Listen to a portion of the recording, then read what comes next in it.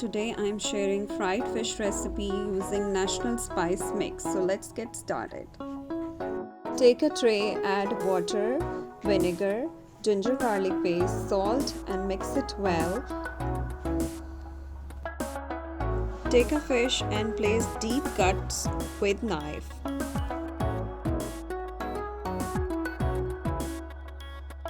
Dip the whole fish and leave it for about 15 minutes. Meanwhile, let's prepare the marination. Take a bowl, add flour, national fish spice mix, ginger garlic paste, chopped green chillies, lemon juice, Imli ka pulp and a whole egg. Mix it well and our marination is ready.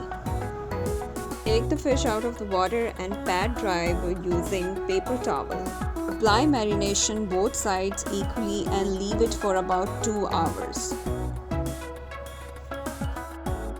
In a pan, heat oil and fry fish well from both sides in a medium flame. The delicious fried fish is ready. Enjoy with lots of salad, Imli ki chutney or mint coriander chutney. I hope you like the video. Thank you for watching. Bye.